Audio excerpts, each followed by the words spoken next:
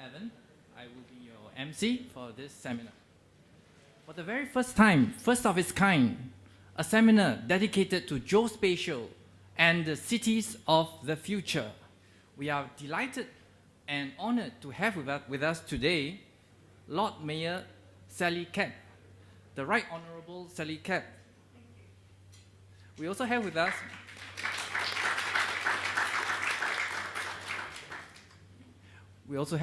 us Mr. Colin Low, the Chief Executive of Singapore Land Authority.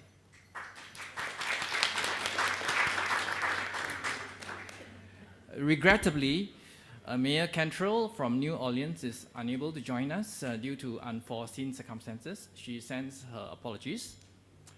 It is a very rare opportunity to be able to learn from people with vast experiences spanning the private and public sector. It's a potent mix of the zest and the open mind to run ahead and the heart to leave no one behind. Today, I look forward to gaining a fresh perspective from a different vantage of our distinguished speakers who care to spend their time to share with us. Optimizing limited land for unlimited space is an amazing feat. Let us sit back and watch how Singapore Land Authority endeavors to achieve this.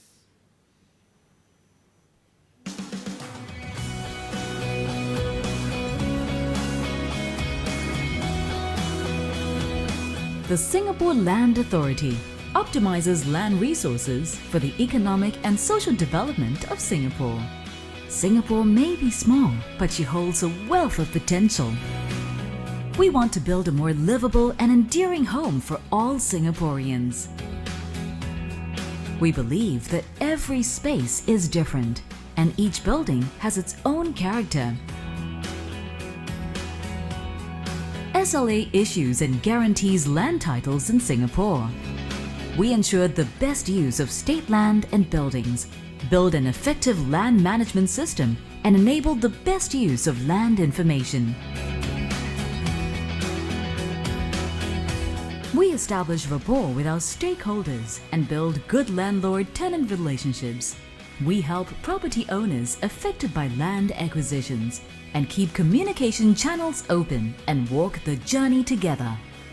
SLA breathes life into state properties and rejuvenates interim spaces with a range of exciting possibilities.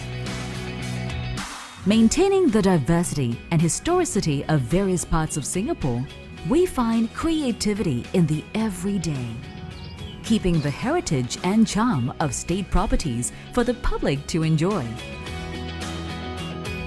As Singapore moves towards a smart nation, the SLA plays a key role in building a more innovative and connected city-state. We manage and maintain the National Land Survey System and National Positioning System based on a coordinated cadastral survey system and the use of cutting-edge geospatial technology. Our field offices now use 4G LAMs, an intuitive mobile app that facilitates data collection and decision-making. We're doing away with paper title documents, creating a next-generation one-map interface and thinking in 3D to aid planning and risk management. Under the Smart Nation program, SLA partnered agencies to develop Virtual Singapore, including the creation of an integrated 3D map of Singapore. Our portfolio is diverse. Our land is limited, but we have the potential for unlimited space.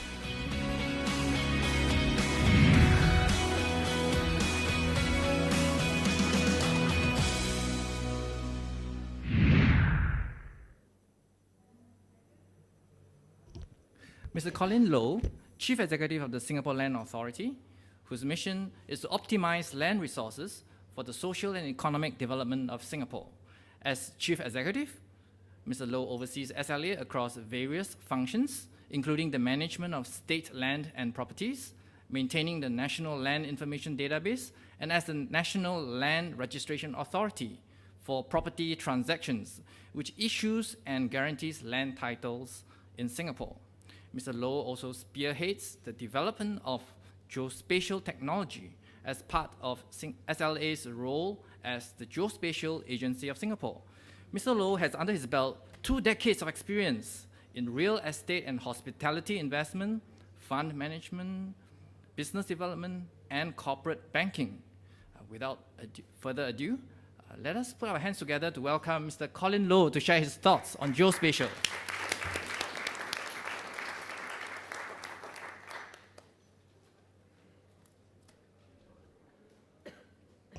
Thanks, Evan. Can you hear me? Yes. You guys want to move up? There's a lot of people standing behind. Just feel free to move out of the sides so that those folks outside can come in. Thanks, Evan, for the kind introduction. I just want to bear in mind that there's a team that is... Can you hear me? There's a team that's actually behind me that's doing all the shots. Yeah. So, very good afternoon, everybody. It's good to see people physically, finally. And for those of you overseas guests, if this is your first trip since COVID, thank you very much for choosing Singapore as your first port of call, and welcome to Singapore.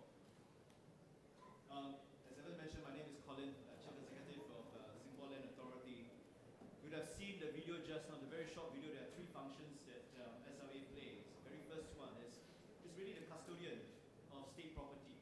And the second one, we are the National Land and Property Registration Authority. And the third one, which is geospatial, the focus of today. SLA is the Geospatial Agency of Singapore. Now, what does this mean as Geospatial Agency of Singapore? We develop, we support, we promote the adoption of geospatial data, services, technologies, working with various governmental agencies to support Singapore's smart nation strategy. You know, I've been here about, I would say, a year and 3 months.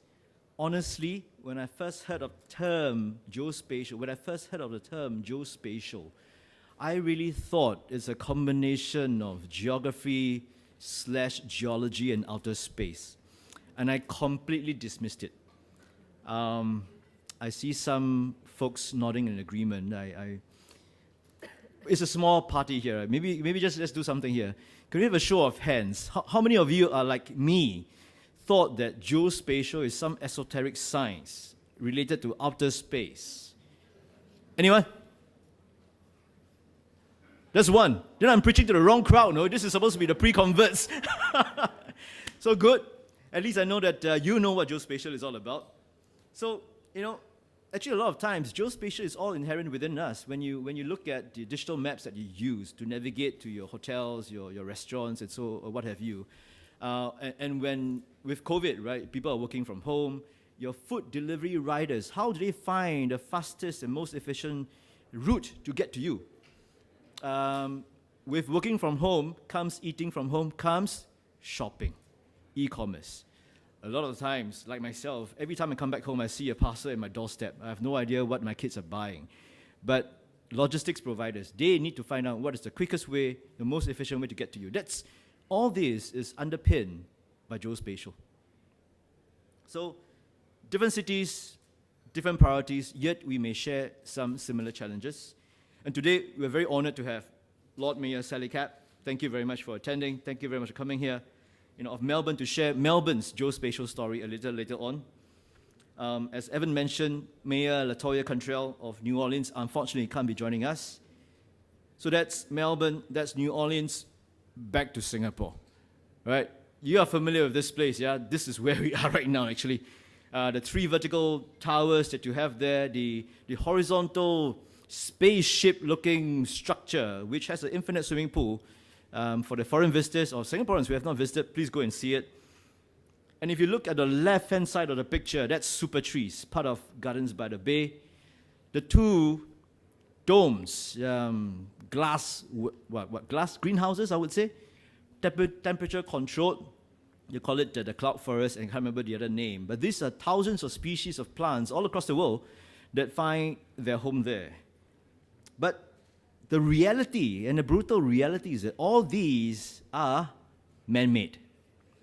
We don't have a Niagara Falls. We don't have the 12 Apostles, that I enjoy driving along Great Ocean Road, off Great Ocean Road. we don't have all of this. We don't have natural resources, right? And that's the problem that Singapore has. So the various agencies, some of them are represented in this room, really have to think very hard as to, and plan carefully, what is the thing that we have to put, that will put Singapore on the global map.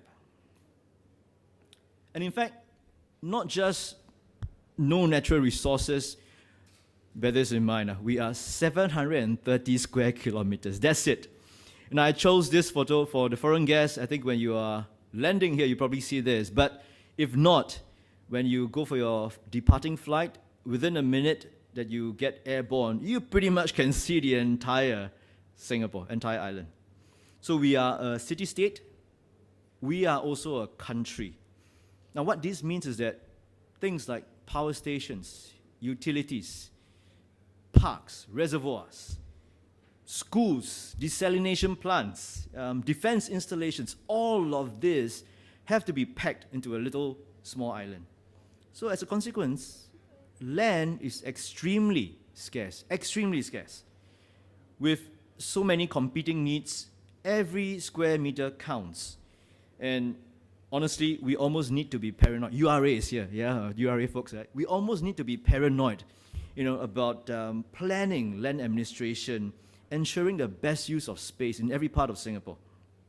And I think on this pretext, it elevates the importance of what geospatial really means. Coming back to what Evan mentioned about SLA's vision, it's limited land, unlimited space. How do we unlock spaces? So I will share Singapore's geospatial story from 4 different aspects. The very first part will be on the public sector. The second part on the private sector. And the third part, which a lot of people don't realize, is that geospatial can be an enabler for sustainability. And the very last part, which is close to a lot of our hearts, it's the young. So let's start with geospatial in the public sector. I deliberately put slide breakers like this so that we will remember what we see. All right. So Singapore is a very densely built city, as we mentioned, 5.5 million population in over 730 square kilometers. So we require very granular and 3D models data for micro-planning. Now this 3D models also enables urban planners and architects to better understand the environmental context as well as the microclimate of each site. Such models can also help to better plan and design housing and properties to enhance airflow, lighting, greenery. SLA's 3D models and geospatial data can also enable fellow governmental agencies, like I mentioned, a lot of them are represented here, to make more informed decisions on policy and planning matters. What about things at the municipal level, right? Slightly down to the mayors and so on and so forth, at the city level. Geospatial analysis is actively used for various planning uses, from land use, public housing, built environment, social, essential services, including childcare. The example that we used here, childcare services. Now, if you understand the geospatial dynamics of a particular area, and if you overlay with demographic details and data, then you can very quickly understand how many childcare centers are needed, what kind of childcare centers are needed, and more importantly, where do you site them? Because if the demographic of the particular area tells you that there have been no births for the last X number of years, and you think it's a fairly old population, then perhaps that may not be the best location for a childcare center. So the very simple example that I raised is really about using geospatial to be more targeted and specific in your planning. So it's almost like a customized solutioning. I like this. Planning of trees, planning of public spaces. We work with National Parks Board. I don't know whether the MParks colleagues are here. Anyone from MParks? No, they're busy. Oh, thank you. So we work with the folks from National Parks. As you can imagine, prior to this LiDAR scanning and using geospatial, the folks at MParks had a very laborious task to check the health of each tree. That's physically going down to each tree, measuring the girth, measuring the height, doing some inspection work. And imagine if those trees are on the expressways. It is extremely dangerous. So what happens now is that instead of doing a on-site, what we do is that we do a LiDAR scan. You actually map the trees as you go along. What this does, you get billions of points of data about trees. So much so that now you understand what is the girth of the tree, what is the height of the tree, what is the crown of the tree. This means that you can use algorithm as well to process the data, and it also means it's safer for the folks at NAMParks to do their inspection work. Now, what they need to do is to go in a car and literally just go through. But with the data that they have, actually, what's really interesting is that you understand species of trees, the identity of what species will grow to what height, the crown size, and the girth. So much so, when you plan for your parks next time, you know exactly what kind of species of trees to grow. And I think that's a fantastic thing that they have done. Again, solutioning using geospatial, which otherwise nobody would have even realized. And I think one important point is that we want to position as a living lab to really develop new techniques and methodologies to better understand and manage our environment. Limited land, unlimited space. You have seen skyscrapers all across Singapore. You know, again, 730 square kilometers. If you cannot go up, we go down, right? So we have developed a mapping, kind of a visible 3D mapping of the underground.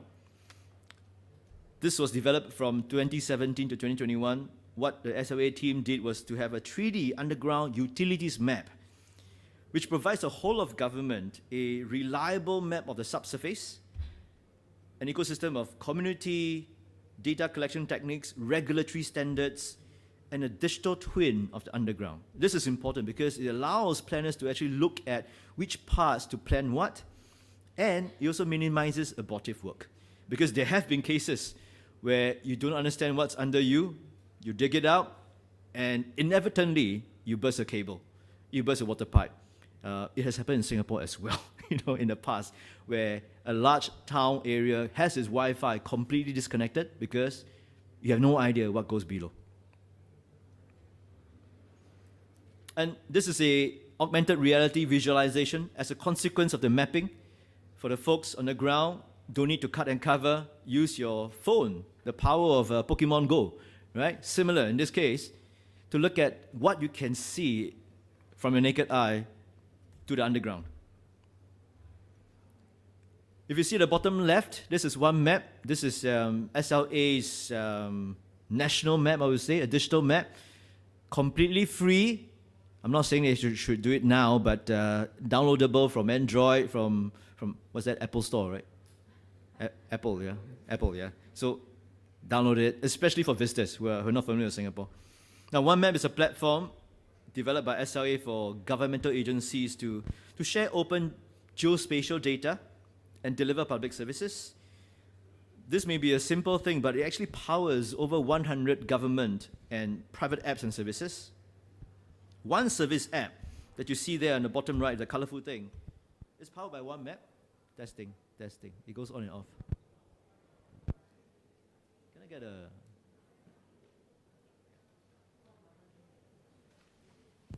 Yeah, it's geospatially behind me.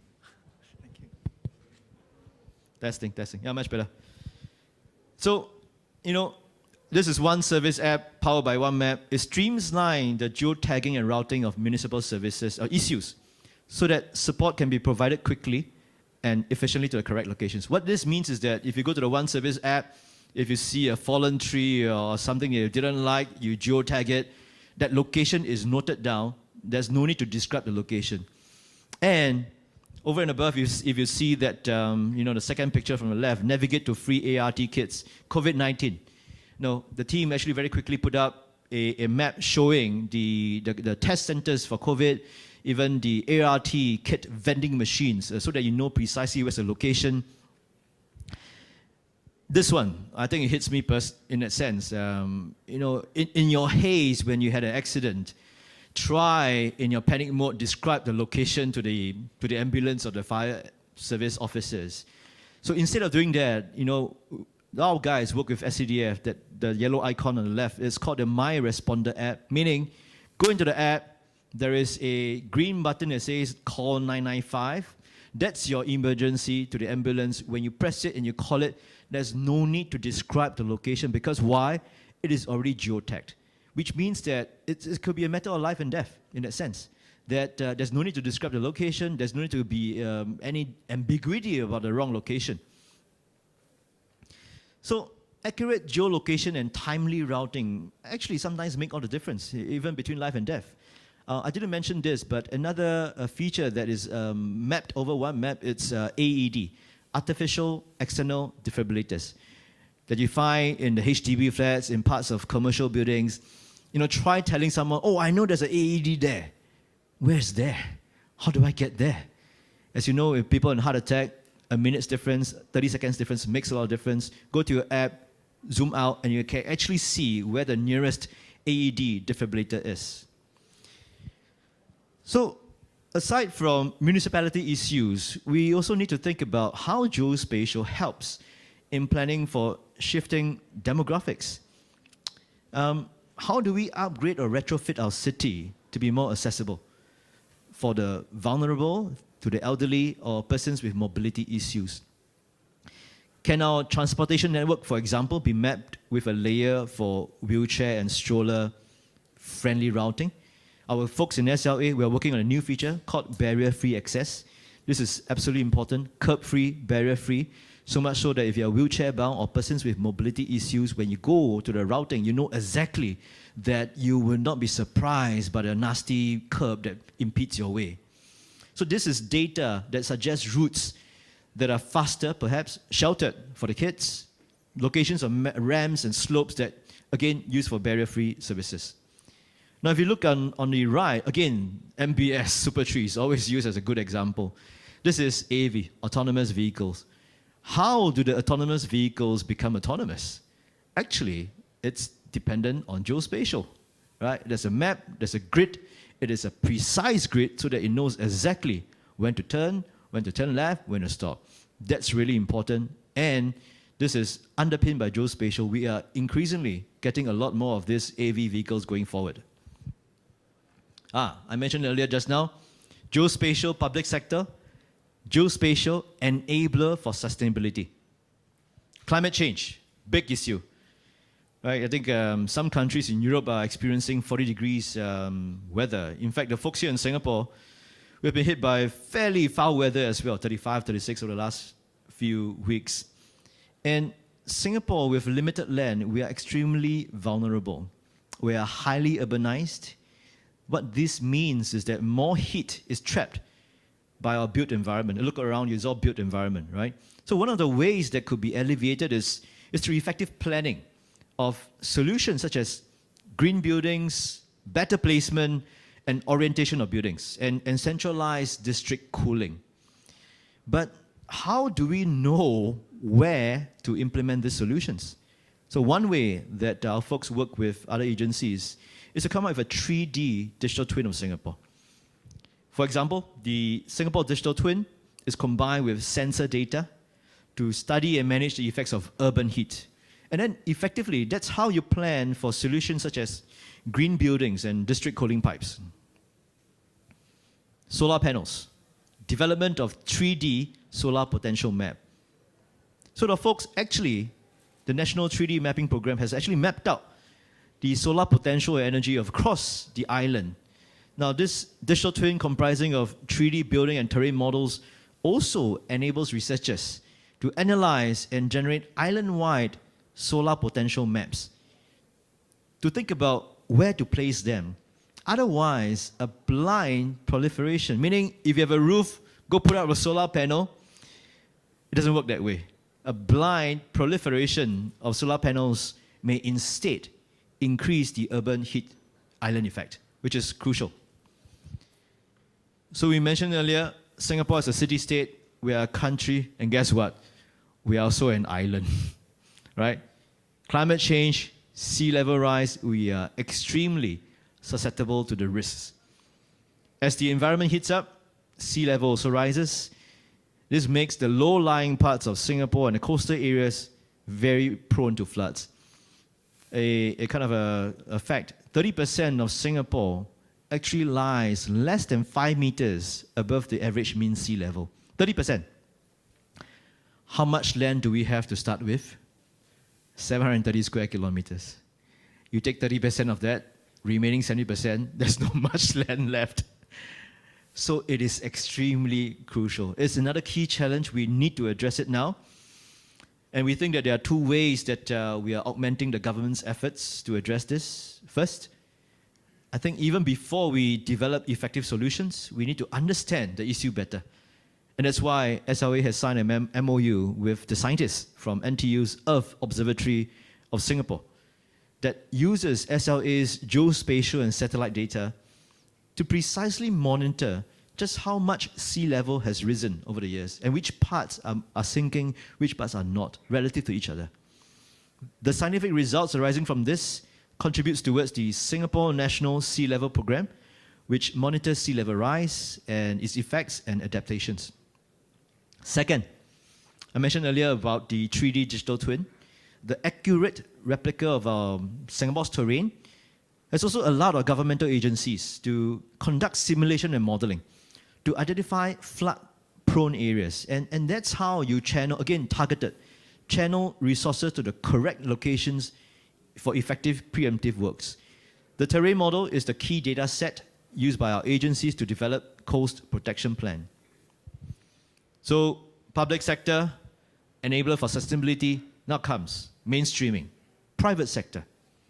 So beyond the public, we want to mainstream geospatial to the masses through various applications in our daily lives. This is about property. You know, for foreign guests, property in the Singapore context, this is a very Singaporean pastime. I have no idea what's our fixation with properties and prices, right? So we try to seize every opportunity to tie it with people. So I mentioned about One Map, and last year we took it one step further. We developed One Map 3D. It is an important milestone in SLA's continued journey. So with this new platform, buyers, property agents, you can have a more dynamic representation of the physical space. For example, window views. You can go to the digital twin or One Map 3D. You can imagine the view as it would be like from level 10 of a particular stack of the condominium or the HDB flats you're looking at. You can also imagine if it's from level 30. So it's accurate replica representation of what you would see. There's also another function called shadow casting, meaning it shows you the sunlight and shadow as it goes along the day. A lot of us folks don't like the western sun, so you know how this can help you. But when I said this to the real estate agency, they say, oh no, not everybody dislike the western sun. Some people like the western sun for feng shui. So my point here is that trust the agents, right? So, no, with the new platform, which we'll continue to improve it, right? The other point I forgot to mention is prices. What you see right now, you scroll prices, property prices. It's in a table form. But once you have a 3D version, what you can do is to map the property prices, overlay them on a 3D version. So it's a geographical representation. Oh, you can see this stack, this particular floor is how much, when is it done. So things like this. We think that mainstream it. So as a consequence, when we shared this with some of the folks in the property sector, you can imagine that they are so excited about this. And we have actually signed a series of MOUs with the top 5 property real estate agents in Singapore, representing about 80% of market share. More recently, we signed a MOU with REDAS, the Real Estate Developers Association of Singapore, and the pitch to them is this. For condominiums that are to be built, you have a BIM model already, a building information management model. That is a 3D form. Why don't you think about transposing your BIM model into a digital twin, One Map 3D? Then buyers are smart. You guys are smart already, right? It offers more transparency. You know exactly what to look at, and that to be built condominium has a relevance around the surrounding area. Spoke about real estate, last mile logistics, right? Just now, I mentioned right earlier in the start, with COVID, people working from home, food delivery, logistics. This is absolutely crucial, right? Last mile delivery companies such as Ninja Van, they are tapping on SLA's One Map to streamline their operations, because if it means better routing, if it means more accurate, I would say, sending, you are saving time, you're saving effort, you have better fleet management, and you save fuel as well. So a lot of things. And on that note, why stop there? Think about companies that will use location, right? Something in my mind is pest control companies. You know where the heat map of the pests are. You need to send your detailing of which team to send to which area. All of these, nobody would have thought geospatial is important. So Singapore is a city-state, a country. We have a government that's quite pushing the smart nation boundaries. And I think not many places in the world has that unique confluence of factors. So we like to think that that makes Singapore an ideal kind of a living lab, a think tank. Maybe think tank is too strong a word. A living lab, a test bed of sorts. And given our detailed geospatial data, infrastructure, conducive business environment, perhaps we're in a good position to try and test bed ideas from all across the world to come to Singapore. Different cities have different priorities, and yet many countries or cities share common challenges and needs. So we think that with some appropriate modifications, ideas that are test bedded here, perhaps if it's done, can be extrapolated and test bed and scaled to other places. So we set up this GeoWorks, kind of I would say a private sector, public sector arrangement, a living lab of sorts. And just to share with you on GeoWorks, it is an industry center and sandbox for engagement with potential industry partners. In fact, some of the folks were out there presenting the companies. We have collaborated with more than 40 companies, startups, connecting them with data, tech, business opportunities. And aside from this, just this year alone, SLA has organized and hosted a meeting of experts from United Nations Geospatial to discuss about how geospatial could augment effective land management. At a separate conference, GeoConnect Asia, we have also reached out to solutions developers. The last part, and I think close to my heart, education sector. Now the pitch is this: how do we bring education alive using geospatial? It sounds like outer space, right? I mentioned, right? Outer space, how does it correlate to education? There's no way. But actually, if you see the interest from young, this is something that SLA has done, right? Apart from the various collaborations with public and private, we also try to inculcate and raise awareness from the young. You can see different awards there, from the very top left, Young Scientist Geospatial Badge, right down to more tertiary, regional Geospatial Youth Forum, again, to cultivate the whole think tank and test bed. And interestingly enough, we did a competition last year. This is a team of junior college students from Victoria Junior College, four ladies. And the thesis or the theme was that how do you use geospatial and one map to help the disadvantaged? And this is what they came up with. It's a walking cane for visually impaired or visually challenged people with instructions that is audible, right? It's voiced out instructions and is relying on one map. So I mentioned about barrier-free access. With this becomes a crowdsourced from the ground, very, very practical solution. Bringing education to life. I think more can be done using one map. For instance, we're exploring using AR, augmented reality, VR. Singapore is a small place. It goes through many, many changes. Imagine if you were to stand in Raffles City. What you see now is a 70-story Swiss hotel. But if you could have a situation where you use your phone, point to Swiss Hotel, and you choose from your phone a drop-down menu of a map that says, I want the map of 1950. Oh, pops up. It's an image of a particular building that was standing there in 1950 with some description. Choose 1800, choose 1830. It gives you a different understanding and realization of what Singapore's journey was. Our folks met up with the Ministry of Education folks. Any MOE colleagues here? No, Okay, never mind. This is news to you.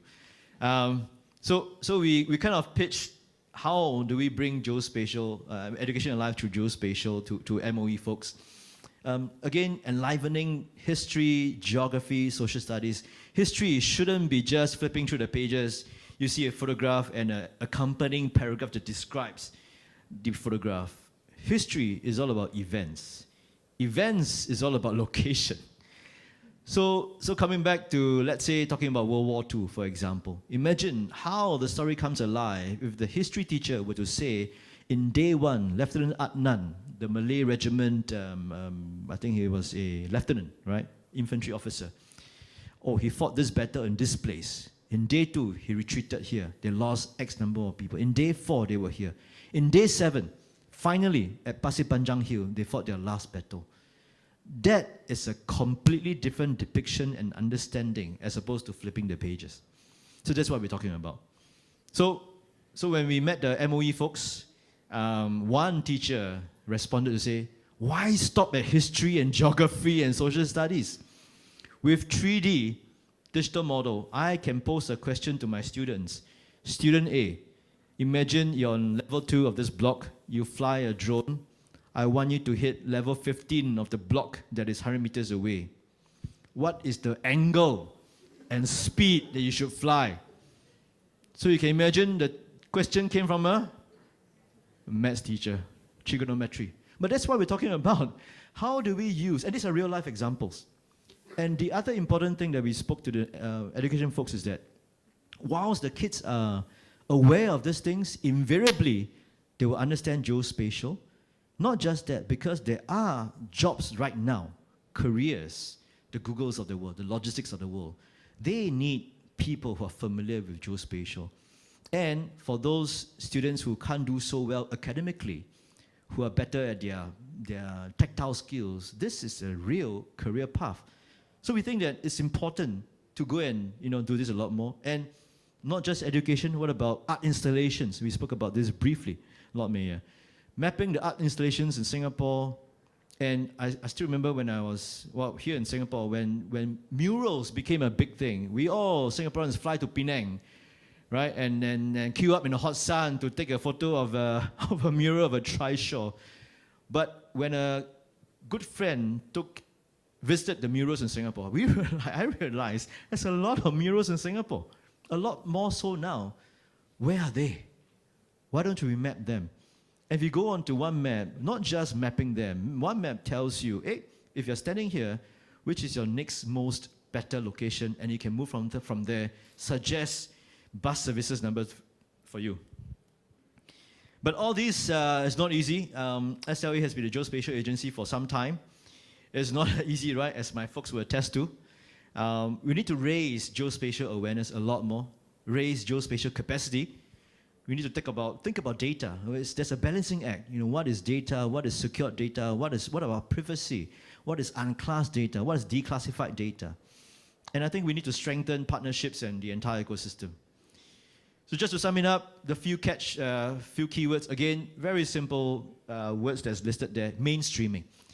All right. Geospatial is not an esoteric outer space technology. It is all about location. Living lab. Test bed. Public sector, private sector, test bed it, solutioning, demonstrate solutioning, so much so that the folks understand, oh, if there wasn't geospatial, this cannot happen, this cannot happen, this cannot happen. And finally, for the young folks, seed early, create stickiness. It is still an ongoing journey for SLA, and we hope to share more with you in future. Thank you.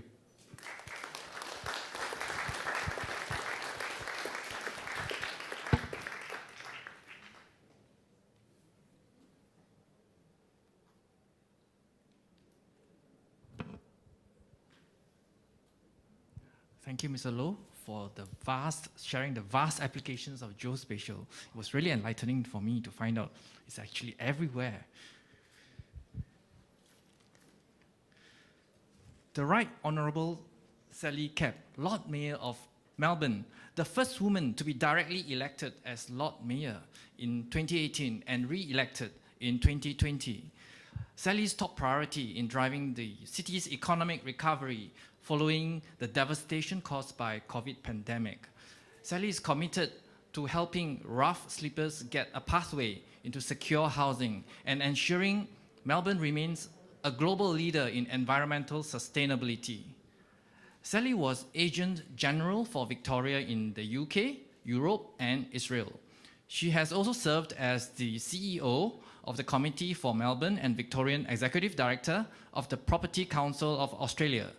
Sally began her career as a solicitor and has held senior corporate roles. Without further ado, let us put our hands together to welcome Lord Mayor.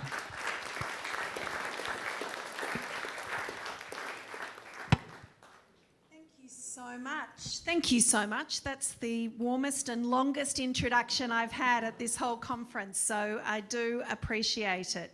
Thank you very much to the Singapore Land Authority, Colin, to you, for inviting me to be part of this forum this afternoon, but really for having this forum, because the way that we use technology is absolutely central to the effectiveness of our cities going forward. Now, Colin said just about everything I was going to say about the way that we use geospatial almost in our city, but I did want to start with a caveat, and that is that I am not a technician of the software that drives geospatial. I am certainly somebody that appreciates how we can use it, and that's what I'm going to talk about today, similar to Colin, and really in two big groups, thinking about geospatial in the way that we can use existing urban environments more effectively for both social and economic outcomes, and of course planning for the future in terms of getting highest and best use. And these are two key ways in which we are utilising and would like to utilise geospatial applications into the future. Like many cities around the world, we pride ourselves on being dynamic and innovative. It's been so wonderful for me to be here for this Cities Summit here with Jacob Clifton and Sophie Handley from our team. We've had an opportunity to not just be at the conference, but to go and do site visits and meet with many companies.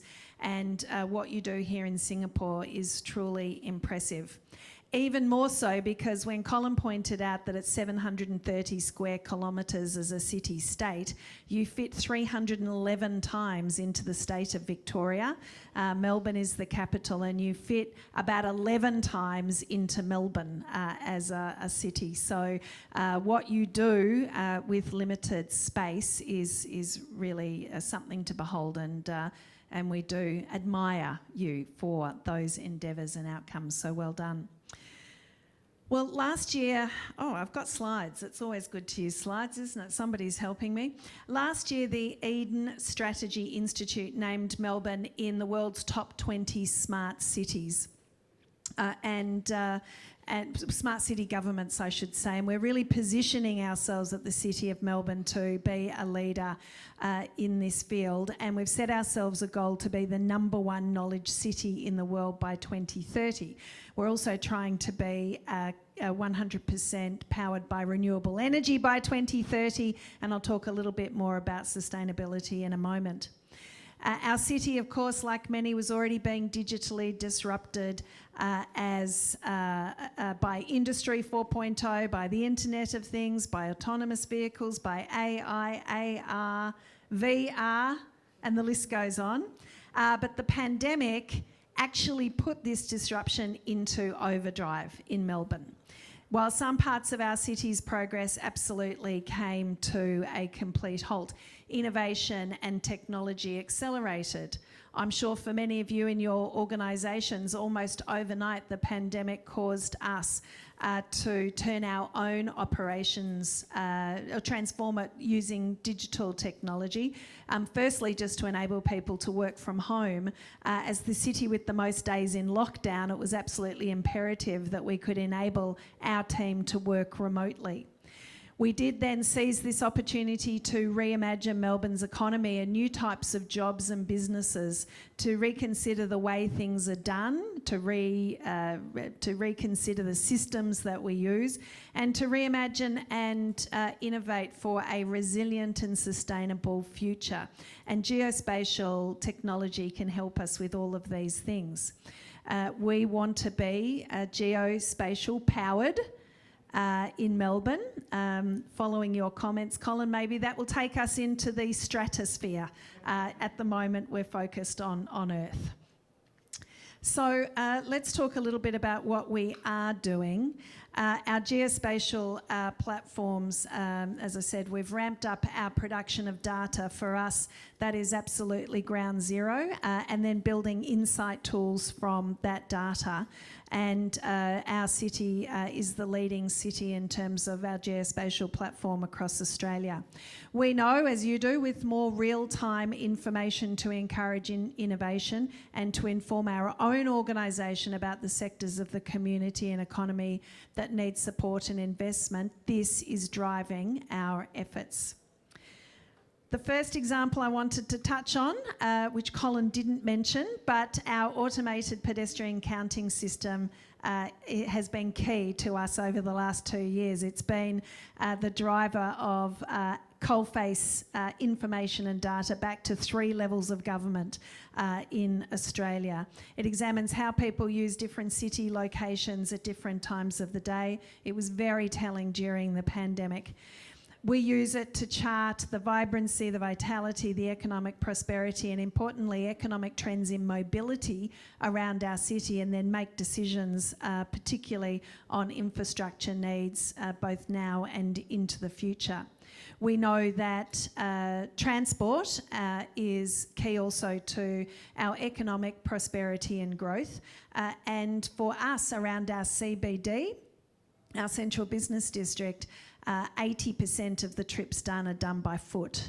And so our pedestrian foot traffic, as I said, is a key indicator for us as we manage transport in our city.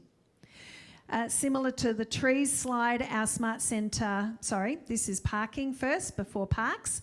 Our parking sensor technology is helping us tackle one of the biggest challenges, again, to economic growth in our Central Business District, which is congestion.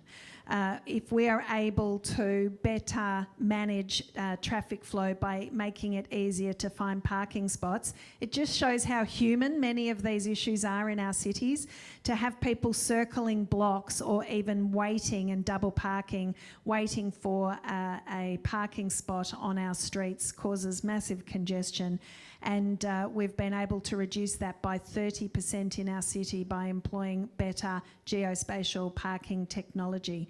We've recently just switched that technology and not only does it make it more seamless for the user, but people are now able to use the technology to look in advance as to when parking spaces will become available and plan their trips accordingly, which is fantastic. We've also used this data, geospatial data, to launch our shopfront activation program, which encourages commercial property owners to offer flexible and cheaper spaces to bring in entrepreneurs, startups, people looking for a bricks and mortar experience that may have previously only been online. And we're using that geospatial data to, one, identify where we have lower retail activity and empty shop fronts, but also to help us drive pedestrian foot traffic and support increased economic activity. We have more than 220 different data sets that we make available on an open data platform for everyone to use. So we're encouraging, particularly as we come out of the pandemic, businesses, university students, innovators to mine that data and to use it to their advantage, whether as an individual organisation or for projects that can help the city. And many of those data sets have been collected for decades now, so brings that retrospective value to how we plan for the city into the future. We do use the open data sets for annual innovation competitions and hackathons. Should be easy to say at this time of day.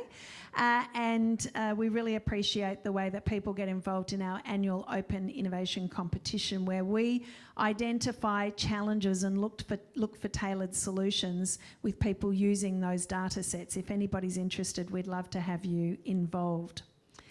The next item is, and one of the things that's really moved us forward in terms of smart city rankings, is that that strong culture of collaboration means that we have started an emerging technology testbed. We're the first local government to do this in Australia, and we're working with 26 industry partners We're connecting our immediate response to COVID, so dealing with the crisis and the day-to-day challenges that arise, with our longer-term aspirations and regeneration of our city through this testbed by trialling a number of initiatives.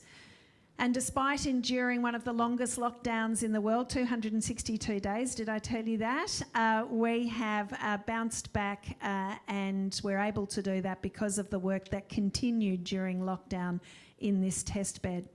Some of the projects that we have underway is we love trams in Melbourne.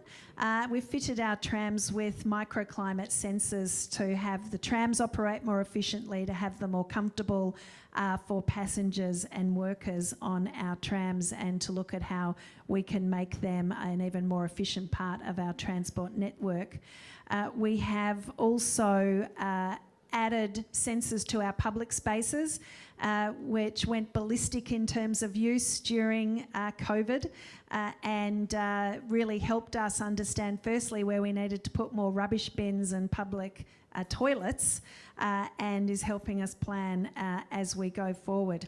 We've connected this to our extensive CCTV camera network across the city so that we can use cutting-edge analytics to better understand not just the way people are moving, but safety issues in our city, and work to overcome those ahead of crime instead of after. And the last thing I was going to mention on this is that we've added smart bins across our city that can notify us when they're full, and this has really not only helped increase the cleanliness of our city, but to better manage congestion and the way that our waste trucks move around our city. I'm almost at the end, you'll be so pleased to know. We've got a green tech focus. We are well positioned to take the lead on how we can use knowledge, technology and a smart city approach to really encourage better ways to live, work and visit in our city. We want to enhance, simplify and stretch the way that our city functions and strengthen our economic competitiveness on a global scale using geospatial technology. And part of that is how do we create next generation industries and jobs to support that growth into the future. Our new Power Melbourne project is establishing community scale batteries in an independent network around our city to better store renewable energy, to really drive a wave of R&D and investment into battery storage, and to create new jobs and new industries around the renewable energy sector, which is a big transition away from our fossil fuel focused economy. We're also looking at our urban forest and the way that we can increase our urban forest in Melbourne. We maintain almost 100,000 trees that help mitigate our urban heat island effect, and of course have many other benefits for our in stormwater management and water sensitivity. And this urban forest visual really enables the public to also explore what's happening with our urban forest and our canopy. And not only can they learn about what we're doing and ways that they can be involved, but we have a program where they can actually write emails to our trees as well.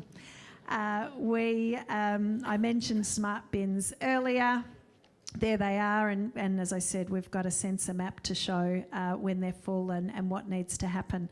I'm just going to finish a little bit on history and culture because it's absolutely imperative for us that we continue to do more around our Indigenous culture and the significance of the longest continuous living culture in the world, something that we have wrongly neglected for a very long time in Australia. We now have a geospatial technology leading to an app where you can, similar to your education, walk around the city and learn more about the ancient history, the cultural significance of certain sites, and have a guided experience across our city, really bringing that ancient culture to life, which is fantastic. You already mentioned this, 3D data for development mapping and being able to make better decisions, whether it's shadowing, whether it's air, whether it's setbacks, and how we better use our urban spaces for public amenity. All of those can be mapped. You can also have a look 40 years ago to now, and of course then into the future. I am going to finish there. I was going to also touch on the digital twinning we're doing for a big new renewal project that we have in Melbourne called Fisherman's Bend. The digital twinning is helping us shape that new suburb, and it's not just the public sector at state and local government, it's also the private sector involved in that renewal work, and the digital twinning helps us work together to ensure that we're maximising investment in that new suburb in Melbourne. The smart use of geospatial technology is absolutely key to what we're doing. I think it's largely underappreciated, it's underinvested and underutilised. We're hoping that forums like this can really boost the use of geospatial, the investment, and bring more bright minds to developing the technology and ways we can use it to create better communities and successful economies and a very sustainable future for all of us. Thank you very much.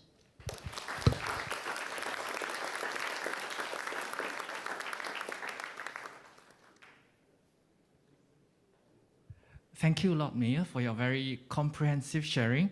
I'm pleasantly surprised and intrigued by how Melbourne literally brings geospatial to life with the live sensor feeds, the IoT, Internet of Things.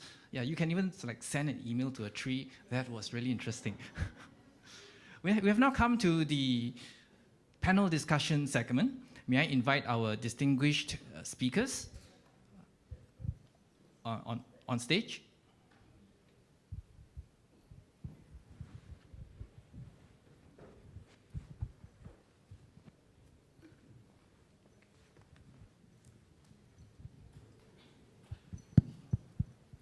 Yeah, before we open the question and answers to the floor, I have some burning questions to ask. I see a lot of similarities between Melbourne and Singapore.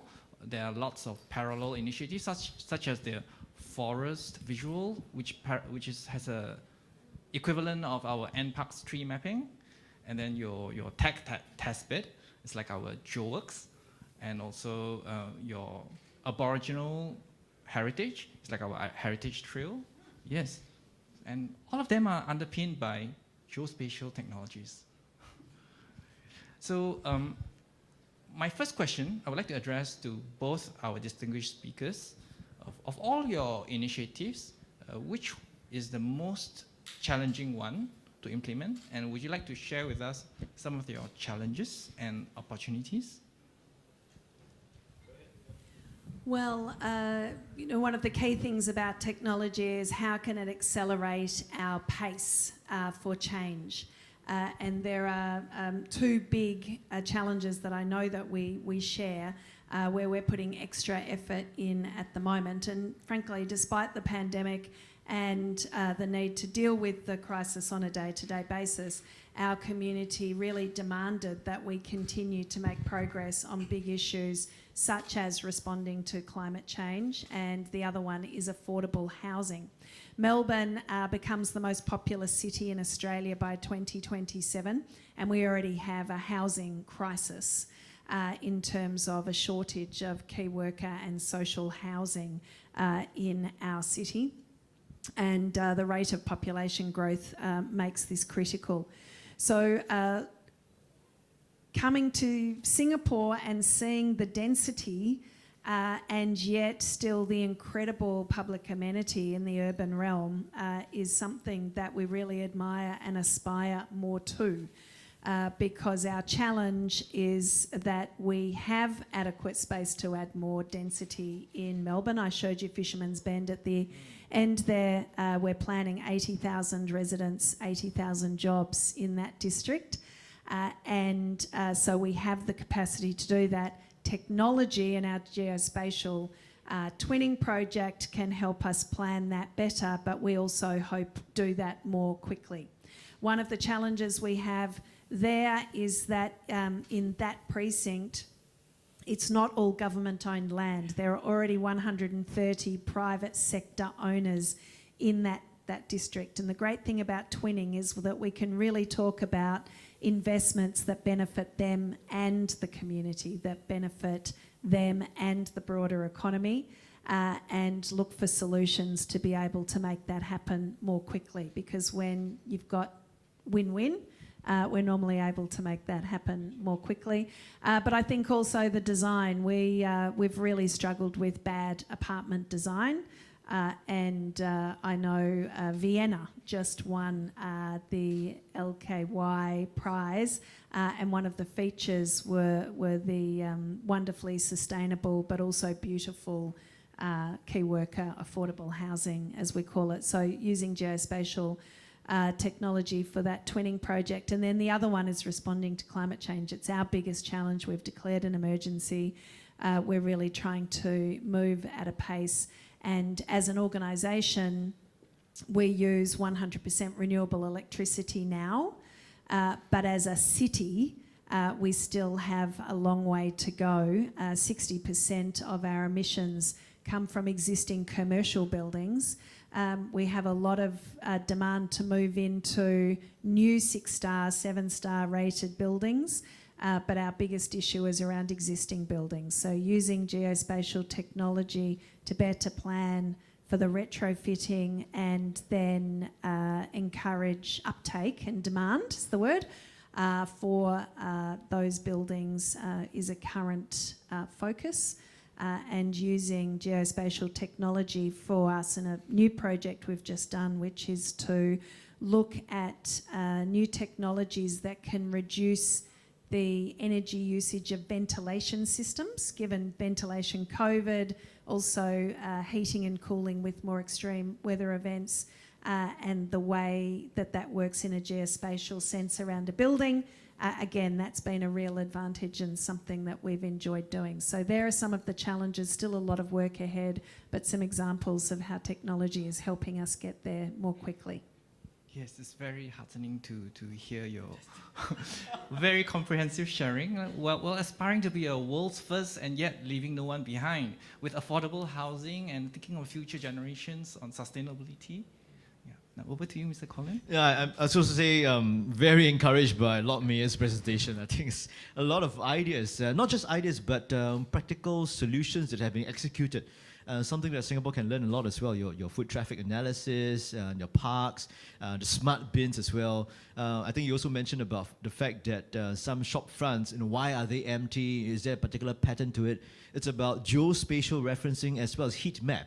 Which times of the day, what the amount of people that are coming through. And I think, coming back to your question, Evan, I think for myself, I think the biggest challenge that we face is really a lack of awareness. As we have mentioned, from Lord Mayor's presentation and my presentation, there's a lot of problems out there that could potentially be solved by geospatial.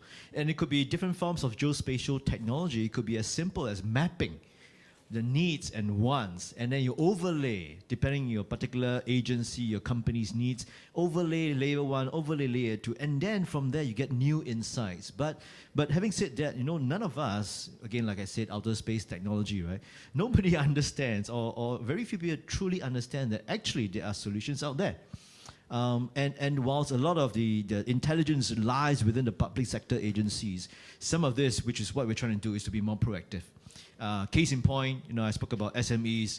We're going to get in touch with Singapore Business Federation. This is an association of enterprises, small enterprises. But if you're a small enterprise running a pest control company with COVID, with manpower issues, with burgeoning, or cleaning companies with burgeoning jobs that's coming on stream, how do you effectively manage your resources, manage your fleet, manage your tasks, so much so that it becomes a very efficient exercise. So again, I voice out, and perhaps those folks who are listening in right now, you can be our spokesperson as well. When you go back to your respective companies, your field, your industries, think about geospatial, right? Think about how you get home from here if you take a Grab or what's Lian? I couldn't say Grab, it should be Gojek. Yeah? He's the country manager of Gojek.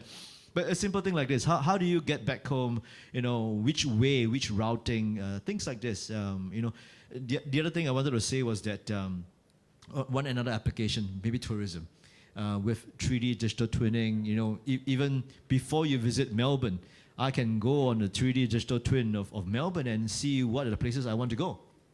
And when I am physically in Melbourne, I can geotag it, locate it, and perhaps I take photographs. And then when I come back home to Singapore, I can do a recall of the trip. And it'll be quite interesting to fly through the places that I've been to, digital twinning, but at the same time accompanied by real photographs as well as comments. So it's really about lack of awareness. Can I just back that up? Because I said during my presentation, we've got 220 data sets. Some of those we've been collecting for more than 4 decades. So all of that richness of the information, and we just don't have it being utilised by other organisations. It's an open data platform, and it amazes me because now that I know about it, just the foot traffic data alone, if you're a small business thinking about what you want to do for your existing business or where you might want to put your business, you can actually see where the foot traffic is, the type of person that goes into those precincts, profiling, etc., and plan, but unfortunately still not widely used, and that's the human factor. So I think we probably need a series of champions, right? Champions within particular industry that can be the bastion, the leader, and then to lead the way and to showcase how it's been done. And perhaps from them, it's much easier for the other peers to be convinced by them than as opposed to us, possibly. Might have to get Taylor Swift to sing about it. Tay, you have MCG. Yes, so we see that awareness is really the challenge, not so much on the technology per se.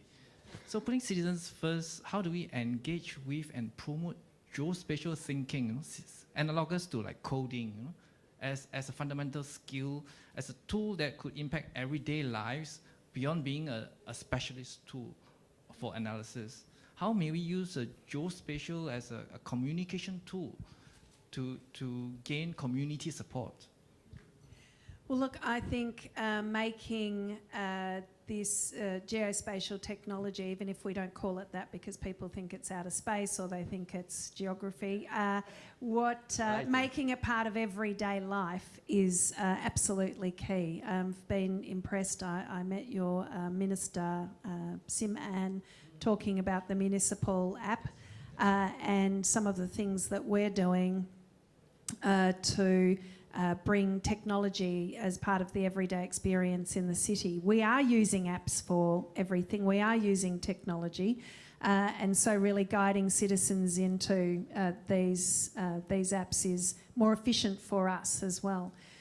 We've just had a blitz on something that you don't have here in Singapore, graffiti.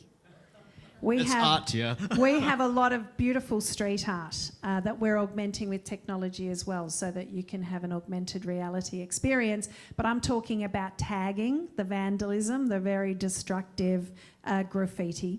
We've just done a blitz, and to support that, we put QR codes on every single public bin around the city so that it could be easy for people to report graffiti, just to try it. And we had an exponential feedback on graffiti reports by making it that easy for people to report it and really engaging people. So they're the sorts of initiatives that we're looking at to really embed our data sets, technology, and of course every time somebody did that we knew exactly where they were.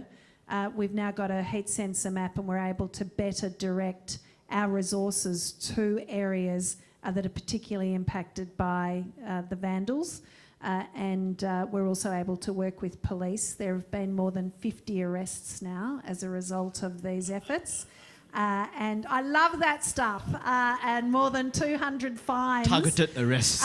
Yes, targeted arrests, but it all has come through this Blitz program and using that technology. I think that's a wonderful example. I mean, my short answer to that is probably to gamify it. Right, gamify in a fun, easy way, get traction in, and then you surprise them. You know what? If you can do this geospatially, gamify kind of a game, why don't you think about something else? Then you think about what are the different municipality issues to get the kids interested. It depends on the target group at the end of the day. I think you mentioned about Miss Sim Ann. If something if she understands the needs and wants of a municipality, then what is the dying need of the particular catchment, and gamify it.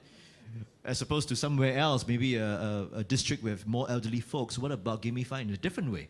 I'm talking about old songs or old street artists. Along this, it has to be something that resonates. Once it resonates, you get the buy-in much easier. And then the other side of this discussion is how does the geospatial technology and data inform better policy making? And it's something that's been really highlighted during COVID is that our foot traffic data was something we used every day for practical issues. But as I said, it was absolutely coalface data we could use to help other levels of government and the broader community understand the impact in our city, because we basically got down to 5% of normal foot traffic, which represented essential workers coming into our city. And you can imagine the devastating impacts that had on livelihoods for businesses, on what it meant for our own planning going forward. And we've been able to use that data now to work with state government particularly to develop new policies, one of which, and a new program, was a big new investment fund for the recovery and revitalisation of our CBD, because we had this data and we're able to again target that on certain activities based on the geospatial technology. So I think better informing policy that has those expanded and longer term impacts coming from data, which is really important, and it's better policy outcomes.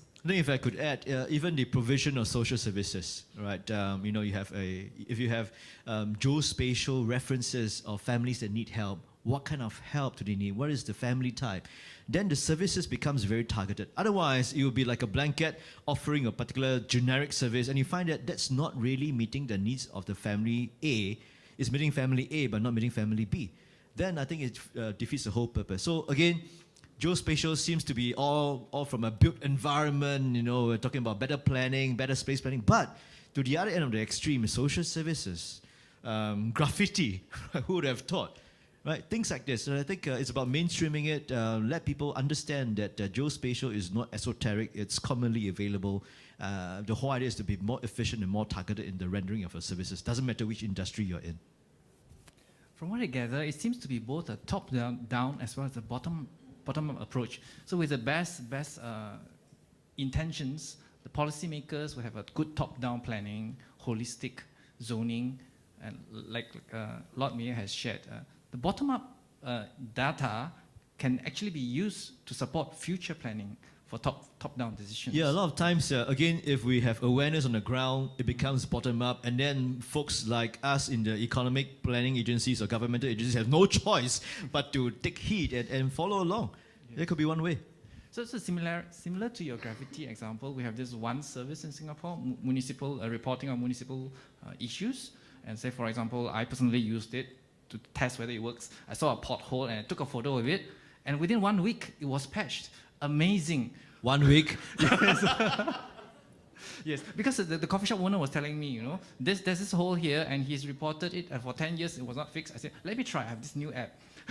And within a week it was fixed. Amazing. Well, when I became Lord Mayor, I discovered that the City of Melbourne has the largest collection of photos of potholes. Because you have very interesting manhole covers. We love potholes. It's lovely. So we've been able to digitise those. We've done an exhibition, but we can also use it to learn, to your point. All of this geospatial technology is very practical at its core, and I think, to your point of awareness, it's not really properly understood yet, but the more that we use it, the better off we'll be. I mean, for potholes or manhole covers, it's about geospatially referencing the art installations, for example, across, for ourselves, across Singapore. If I want to find a sculpture from Ng Eng Teng, the bronze sculpture that those folks who are old enough will remember Plaza Singapura. Who's old enough to remember Plaza Singapura? Okay, now, okay, Siu Ling gamely raised her hand. But, those bronze sculpture by a very renowned Singapore artist, beautiful bronze sculptures were all there. And then when the building got torn down, it moved to NUS and so on. But things like this, if I want a particular genre of art installation, if I want to have a particular genre of mural, where do I go to?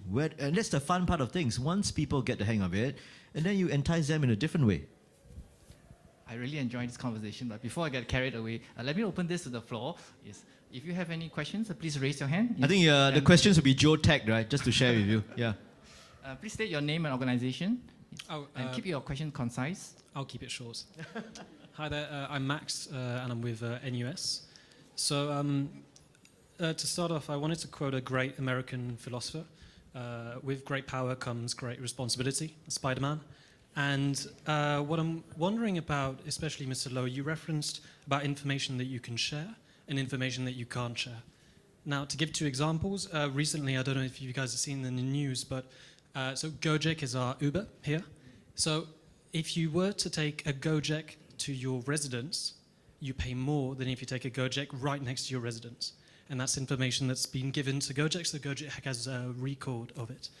And to give another example about gamification, for instance, and I'm no expert in any shape or form, but in China, there's an incentive to, for instance, take pictures if people are littering in the streets, or give information about your neighbor if they come home a bit late at night, or if they're playing music slightly louder. That's a very dangerous, slippery slope, yeah. I know.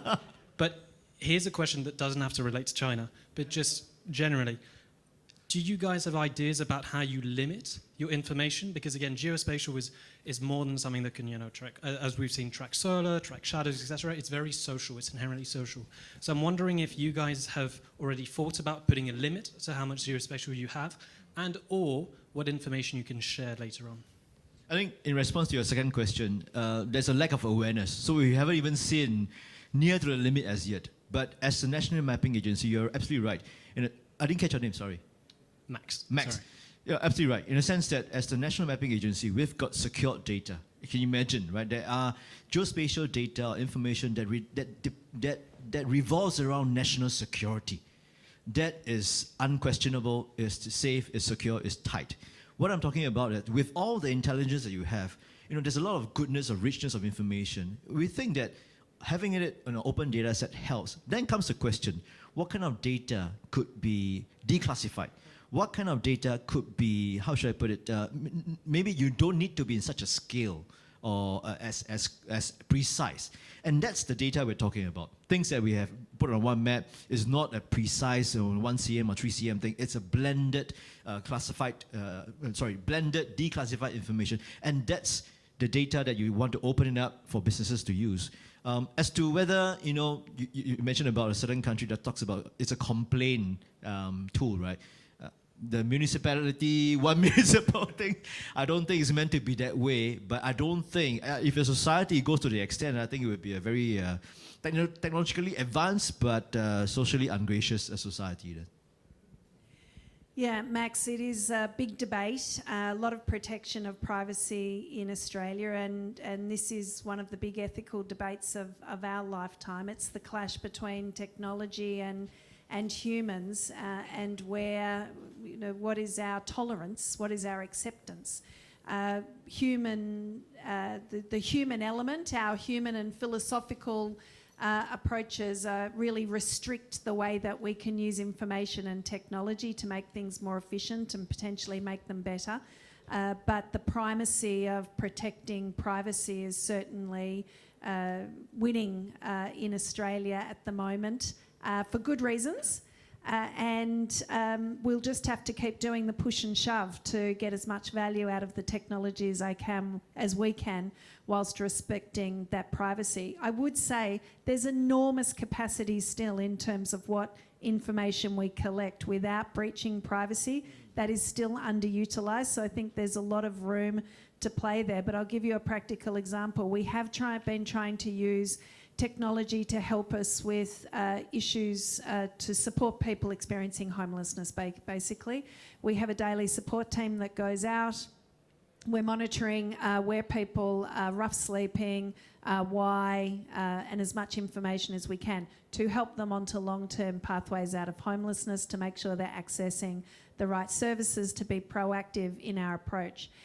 In collecting that information, most of the people experiencing homelessness refuse permission to share that information with police. And yet police also are the most proactive on our streets in terms of information they could collect and use.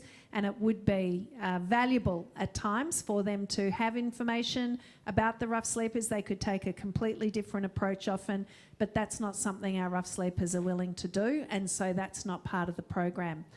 Nonetheless, there's plenty we can do with the information that they are willing to share and that we collect, so we're focused on that at the moment. Awesome, thank you. Super interesting. Yeah, Max, thanks for raising the concern. So it's a fine balance between privacy and usability. And so if you can anonymize data or aggregate it, like Mr. Loh have shared, then it's still useful. I'm just so impressed at how many people are still here at the last session of the World City Summit. It's awesome. Well done. Well, apart from drinks and networking.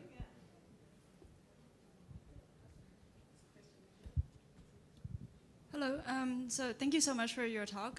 My name is Wan, I'm from Thailand, I'm an academic.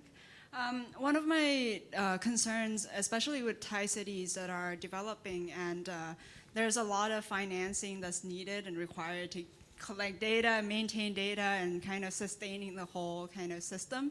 I'm wondering about how do you kind of find ways in which you can argue for more revenues or more budget that comes in to support the data structure that you've created, and I'm assuming that it will continue to grow in the future as well. So how do you kind of manage that and seeing the balance of political will as well as budgeting issues? Thank you. Oh, that's such a good question. I'm waiting for you to pick up the phone, pick up the mic actually, not me. We've just actually done a revenue review to look at what those opportunities might be, as everybody that's collecting data does. But of course, as government, that is not our role. And so we're being very circumspect in the way that we go about this. As I said, our first approach really is to support others investing using the data that we can share, which is why we've made those data sets available on an open platform. We've only done that in the last 5 years, I think, about 5 years, and encouraging more people to use that for revenue generation that makes that information, again, more valuable in terms of outcomes. But can I say it can be very enticing to look at what those opportunities are? Excuse me, but we absolutely as government have to come from the basis of what's in the best interests of community and what our role is. But can I say on the other side, we've also just agreed to our biggest ever budget allocation to technology for these purposes.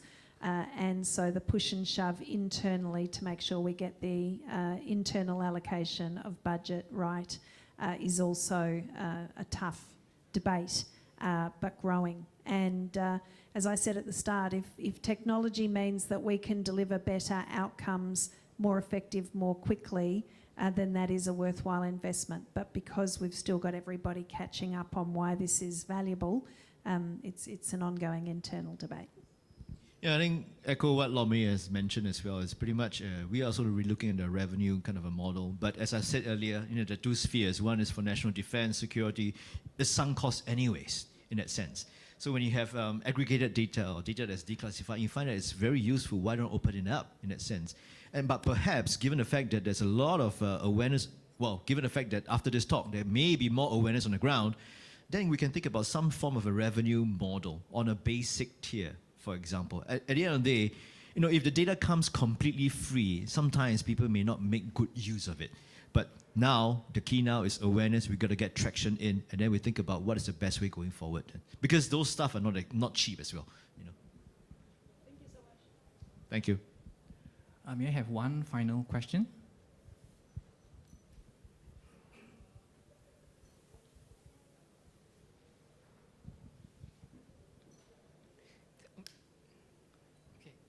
Thank you, Sally and Colin, for the wonderful presentation. My name is Joseph from Maxis Technology, a company that provides indoor mapping services. So my question is for Colin. Just now you mentioned that in your presentation, you mentioned the use of AR for visualizing underground spaces. So do you think geospatial combined with AR has a role to play in metaverse? Wow. If so, what are the possibilities? That's for me only. Okay, it's for me. Yeah. No, I think it's a very interesting question. Within SLA, we've been tinkering about it as well. Notice that I used the word tinkering. Yeah, thinking about it. My personal thoughts. Who knows what the metaverse is all about? Again, my personal thought, in the metaverse world, if there are no constraints, what is the fun of it? In fact, on the flip side, we think, or maybe I think, perhaps there's a hybrid version, right? You have a physical world, a digital twin. You have elements of metaverse. I think there has to be some connect. Otherwise, no constraints, what's the fun? And given the fact I mentioned that SLA has 3 roles, right? 1, geospatial agency.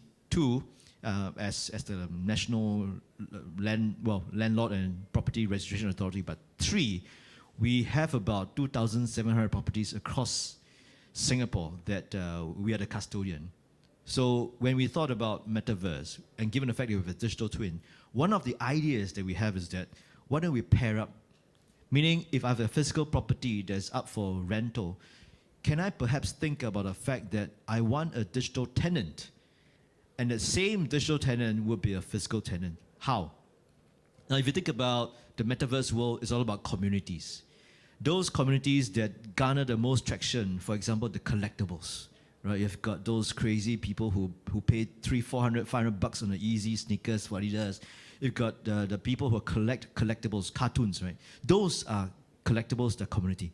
Can I get somebody that is a digital tenant of that space? Meaning, if you go to the metaverse world, you can see 1,000 collectibles. But if you want to see the top 50 or top 20, come to the physical space. So I have a tenant, that's the digital tenant. I've got reach about maybe thousands of his followers, but I can channel that thousands of followers into a physical tenant to see the physical product. I think that's one way, as a landlord, perhaps that is one way of thinking, how do I capitalize on this? Channel the amount of attention, and at the end of the day, I create footfall for myself, for the physical space. So who's to know what's going to happen? Yeah. Thanks. Shall I do that now? Not me, yeah? You lost me at metaverse. No, I'm not serious. No, I think the great thing about, I'll just say quickly, is the really interesting, valuable thing about conversations of metaverse, for example, is it shows how multi-dimensional our thinking can be. And for government, for us, it's very much about how do we apply that to create a greater good or better outcomes for our community. But it is, I think, a really worthwhile challenge back to us in terms of that multidimensional thinking, the way we can use it. Yeah, I was really impressed with the IoT sensors, footfall and parking and so on. I thought that's the beginning of the metaverse, the nexus between the digital and the real world. Yes, right. Before we close this panel session, do you have any final thoughts to share with us? Go ahead, Lame. You and me. Well, final thoughts. Well, firstly, thank you all for coming to this forum. We started with awareness, and it's got to, and you're helping us with that.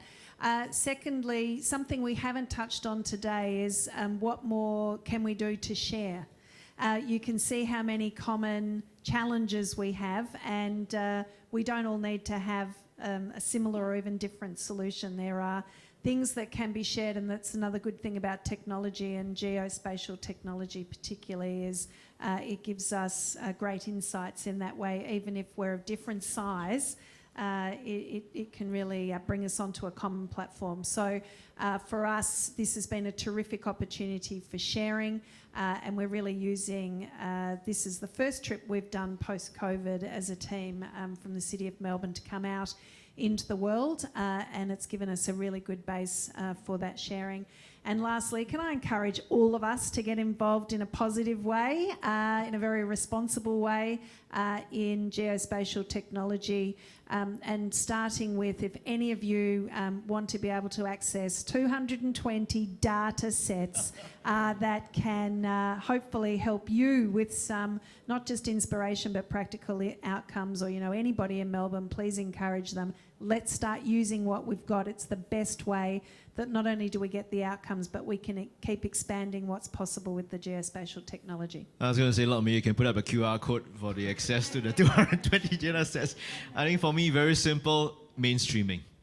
Mainstreaming, mainstreaming, mainstreaming. As what Lord Mayor has mentioned, all of you who have listened to this, now you have a moral responsibility to be our advocates. But just joking, right? In a sense, it's about mainstreaming. Create awareness and then create downstream, so much so that you'll be surprised as to what the ideation can come from. What we're trying to do now is not be prescriptive about the solutions. What we're trying to say is that create awareness, create a habitat, and let the ideation happen. Remember the example that I said about the Ministry of Education folks. We started thinking about, when we first started thinking about this, it was history, it was geography, it was social studies. Boom! The maths teacher said, you know what, why do you leave me out? That's about ideation on the ground. Yeah. The next Spider-Man movie should have geospatial Metaverse. technology, yeah. It's sharing is caring. Lord Mayor is literally sharing open data with us. Yes, mainstreaming, yes. I would like to thank our distinguished speakers for sharing Thank you, Lord their Mayor. vast experience and insights with us. Yes. May I invite Mr. Loh, our Chief Executive, to present a token of appreciation to Lord Mayor? Lord Mayor, thanks very much. You know, I really enjoy a lot of learning points. And can we just give a round of applause to Lord Mayor, please? Thank you.